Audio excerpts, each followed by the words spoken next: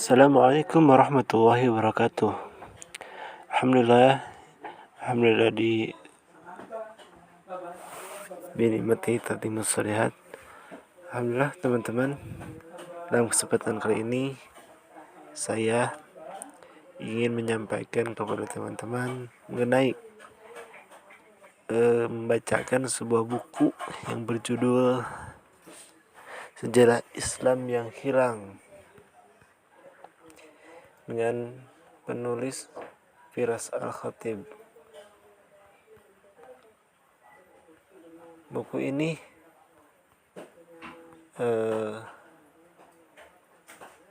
diterbitkan oleh penerbit Bentang, PT Bentang Pustaka. Isi dari buku ini adalah Arab pra-Islam, kehidupan sang Nabi, Khulafaur Rasyidin, pendirian negara Islam, masa keemasan intelektual, pergolakan Al-Andalusia, tepi, kelahiran kembali, kemunduran, gagasan lama dan baru. Menginjak pada pembahasan pertama itu Arab pra-Islam. Daratan Hijaz yang bergunung dan kering bukanlah lingkungan yang memberikan kehidupan yang cukup. Terletak di bagian barat semenanjung bara Arab, daerah ini dapat dilukiskan dengan dua kata, kering dan panas. Pada musim panas, suhunya bisa mencapai lebih dari 37 derajat Celcius dengan kelembapan rendah. Jauh ke arah timur, bukit-bukit pasir menandai daratan, ada tumbuhan hijau atau permukiman tetap. Tetapi dari daratan yang kejam ini, pada awal 600 Masehi, bangkit sebuah gerakan baru. Gerakan ini akan mengubah haluan sejarah semenanjung Arab dan dunia. Geografi. Luas semenanjung Arab lebih dari 2 juta kilometer persegi di pojok barat laut benua Asia. Letaknya di antara Asia, Afrika, dan Eropa membuat tanah ini memiliki hubungan unik dengan 3 benua dunia lama. Sekalipun posisinya strategis, Arab diabaikan sebagian besar orang luar. Orang Mesir kuno memilih meluaskan wilayah ke Bulan Sabit, Subur, dan Nubia daripada ke padang pasir Arab. Alexander Agung hanya melintasi pada 300-an sebelum Masehi dalam perjalanan ke Persia dan India. Kekaisaran Roma yang hebat mencoba melakukan invasi ke semenanjung ini melalui Yaman pada 20-an sebelum Masehi, tetapi mereka tidak mampu beradaptasi dengan kerasnya daratan ini sehingga gagal menguasainya. Hampir tak ada yang bisa menyalahkan orang luar bila mengabaikan semenanjung Arab. Iklim keringnya sangat tidak ramah, bahkan bagi para suku nomaden yang tinggal di sana. Angin muson membawa hujan musiman ke pantai selatan semenanjung pada musim gugur. Tetapi hujan ini tertahan oleh daratan yang naik sehingga tak pernah bisa sampai ke gurun Arab. Akibatnya sebagian besar semenanjung tetap kering sepanjang tahun. Palung kering yang disebut wadis memanjang sepanjang daratan, tetapi hampir tak bisa dikenali sebagai sungai. Saat awan berkumpul dan turun hujan, wadis menjadi jalur air yang mengalir dan bermanfaat, yang penting bagi pertumbuhan tanaman musiman sehingga berkembang di daratan kering ini. Tetapi begitu musim hujan berakhir, wadis kembali ke keadaan biasanya, kering dan tak bermanfaat sebagai sumber air.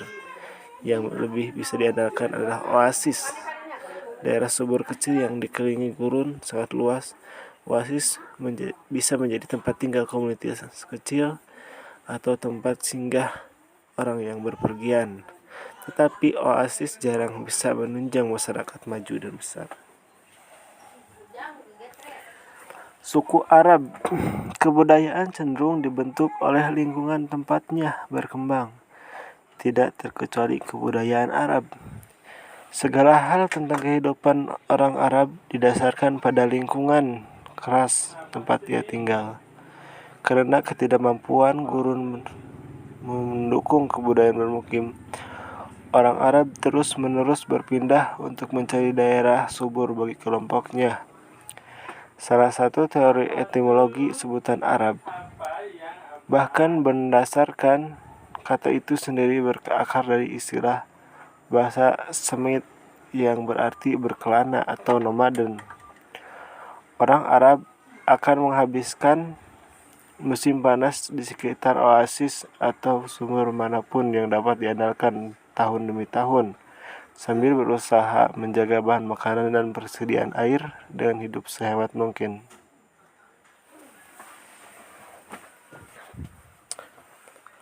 Setelah melewati musim panas, mereka akan berimigrasi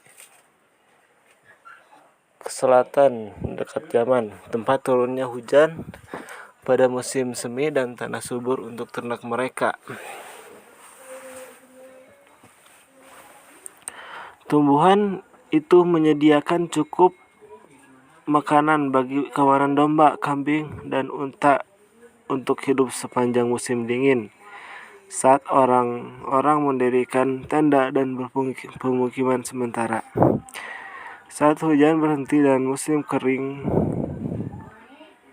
mulai lagi pada musim semi, orang Arab kembali ke oasis dan sumber untuk musim panas berikutnya. Siklus keras ini menjadi norma bagi suku Arab nomaden sejak lama sekali, dan tetap dijalani orang Arab Baduy yang masih hidup di padang pasir.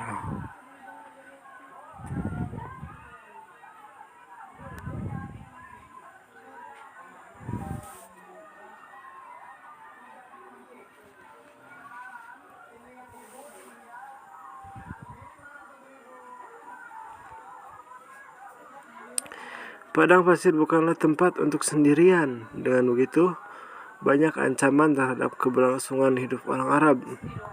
Kerjasama komunitas sangatlah penting. Ketergantungan pada kerabat merupakan garis pertahanan pertama dalam melawan kelaparan dan panas yang terus berteduh, dan konsep individualisme murni sangat tak disukai. Dalam masa Arab pra-Islam, keramahan sangat penting sehingga tamu di rumah seorang Arab dijamin keamanan dan perlindungannya selama paling tidak 3 hari. Bahkan, sebelum ditanya mengapa ia datang ke sana, tradisi ini selanjutnya diperkuat oleh Nabi yang menyatakan seorang tamu berhak dijamu selama 3 hari. Keluarga dan sampai tingkat tertentu suku menjadi unit terpenting dalam masyarakat Arab. Sekelompok keluarga berpergian bersama-sama dan disebut kabilah atau klan. Beberapa klan membentuk suku yang dipimpin seorang kepala suku yang disebut Saikh. Identitas dan asal suku sangat penting dalam dunia Arab pra-Islam. Anggota suku akan mendapat perlindungan, dukungan, dan kesempatan ekonomi. Suku-suku akan berperang untuk mempertahankan salah satu anggotanya dengan perang suku yang mengerikan umum terjadi sebelum datangnya Islam. Persaingan memperebutkan tanah, berumput, dan kawanan ternak kerap membawa suku-suku pada perang yang menghancurkan, yang bisa berlangsung bertahun-tahun dan memakan banyak korban. Bagi orang Arab, perjuangan hidup itu terus-menerus dilakukan, baik melawan manusia maupun alam.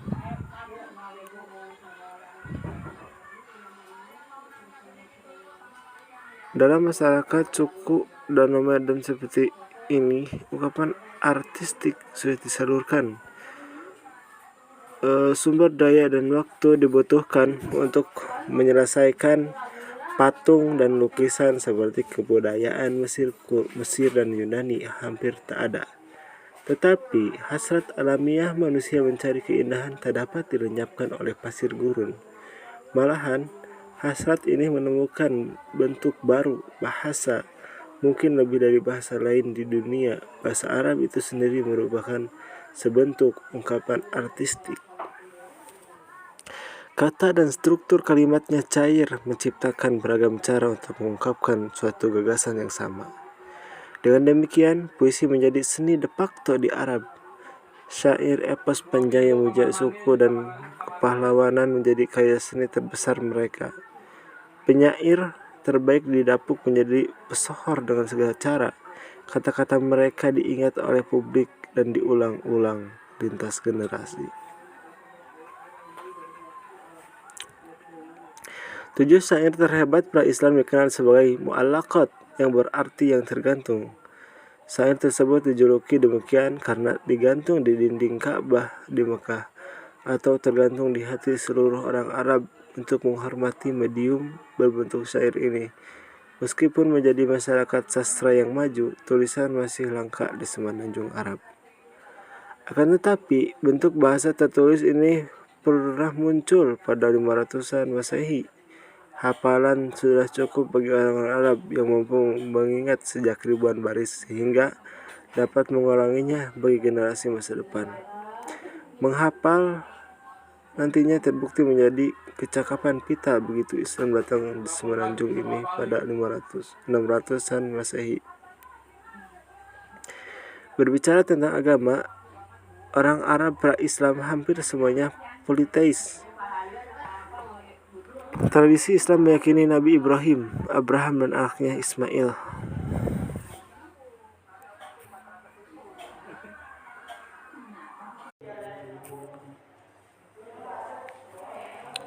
Menjelang kedatangan Nabi Muhammad, ada 360 Tuhan di Ka'bah. Pesan Ibrahim dan Ismail tak seluruhnya hilang dari ingatan orang Arab. Bahkan beberapa ajaran pokoknya masih berperan penting bagi masyarakat ini. Tentu saja mereka masih mempercayai Tuhannya Ibrahim dan Ismail, yang dalam bahasa Arab disebut Allah. Tetapi mereka yakin bahwa Allah itu hanya salah satu dari banyak Tuhan yang ditampilkan lewat patung. Sistem kepercayaan ini melenceng jauh dari monoteisme ketat yang diajarkan kedua nabi tersebut, serta mencerminkan pengaruh agama Sumeria ke bagian utara. Masyarakat Kristen dan Yahudi terisolasi masih ada di dalam semenanjung Arab dan juga menghormati nabi-nabi tersebut, tetapi itulah ujung kesamaan mereka. Penganut monoteisme yang tersebar di Arab cenderung menghindari asimilasi penuh dengan penganut politeisme Arab dan malah menciptakan masyarakat yang picik.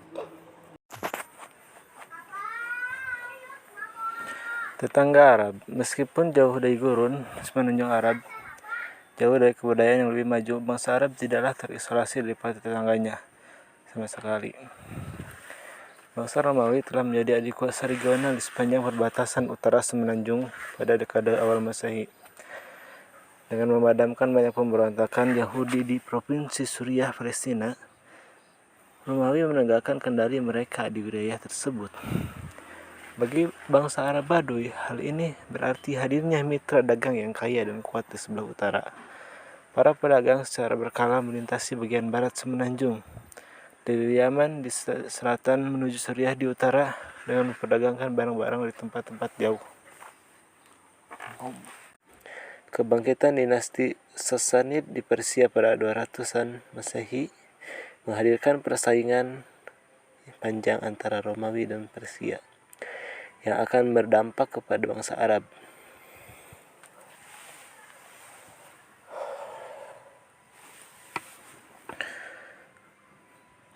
Batas antara dua kekaisaran ini berubah-ubah, tetapi biasanya ada di gurun Suriah semenanjung Arab sebelah utara. Baik Romawi maupun Persia berusaha untuk mendapatkan keunggulan dengan memanfaatkan suku-suku Arab, biasanya yang telah memeluk agama Kristen sebagai wakilnya, bersemangat memanfaatkan konflik ini untuk kepentingan sendiri. Persekutuan dua suku Arab pun berkembang menjadi negara sekutu demi kekuatan besar. Penguasa Ghassanid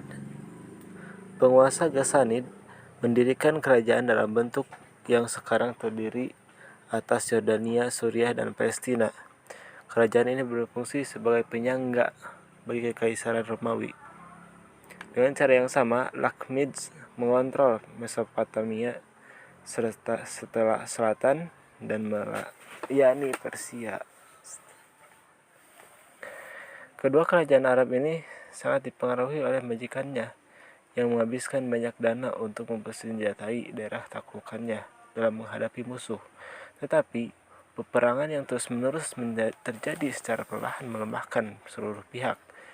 Menjelang awal 600-an Masehi, Romawi dan Persia kelelahan akibat perang berpuluh tahun dan bersembunyi di balik kekuatan militernya. Kasani dan Lakhmid juga merasakan tekanan perang karena mereka hanya pion dalam konflik berkepanjangan ini. Tetapi kebanyakan suku Arab menghindari konflik eksternal di antara kedua kekuatan imperial tersebut.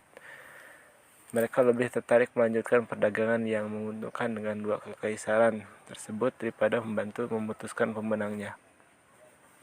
Di sebelah selatan semenanjung terdapat kerajaan Aksum yang kuat di Abyssinia, Ethiopia sekarang ini, berada di pegunungan Abyssinian. Aksum adalah negara perdagangan kuat yang menghubungkan kerajaan-kerajaan di pedalaman Afrika, rute Laut Samudra Hindia, dan bagian selatan semenanjung Arab sebagai tempat persimpangan perdagangan. Aksum berpengaruh besar bagi pedagang Arab dan berdagang dengan orang Aksum di Yaman. Seperti halnya Romawi, Aksum adalah kekaisaran Kristen yang bersih tegang dengan Persia dalam beberapa kejadian. Pengendalian perdagangan melalui Yaman merupakan sumber konflik tanpa henti karena kedua belah pihak berusaha menjadikan para pemimpin lokal sebagai pengikutnya. Dalam globalisasi dunia yang meningkat pada awal 600-an, bangsa Arab sadar akan keberadaan para tetangga mereka dan terpengaruh oleh peristiwa-peristiwa yang terjadi di luar semenanjung Arab. Menjadi persimpangan tiga negara besar menyebabkan mereka mafhum akan politik internasional dan memiliki keahlian memanfaatkan persaingan demi keuntungan mereka. Meski tinggal di lokasi yang berbahaya, bangsa Arab aman di tengah-tengah gurun. Mereka menyebut semenanjung itu Jazirat al-Arab, yang berarti pulau bangsa Arab, menggambarkan betapa terisolasinya bangsa ini. Isolasian ini terbukti sangat bermanfaat. Lingkungan yang keras membuat tak satu pun negara-negara di sekelilingnya dapat menyerbu dan menduduki bangsa Arab. Siklus pengembaraan tradisional dan cara hidup mereka sebagian besar tak terpengaruh oleh politik dan perang regional.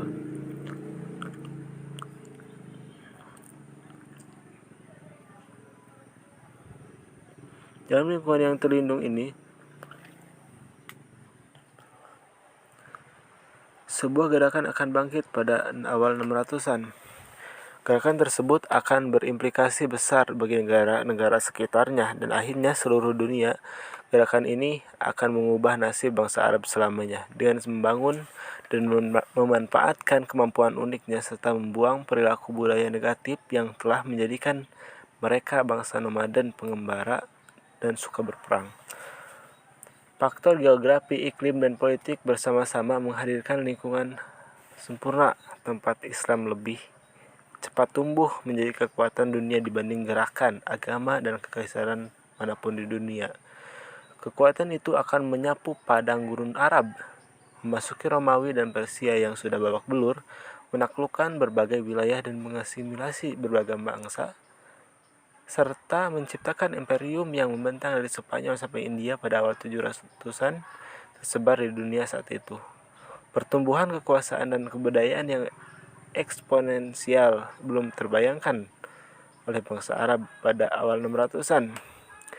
Mereka saat itu masih berjuang untuk bertahan hidup, tetapi semuanya tercapai karena kehadiran seorang yang membawa pesan revolusioner dan janji bagi nasib baru bangsa Arab. Seseorang yang sanggup melangkahi padang pasir Arab, yakni Muhammad.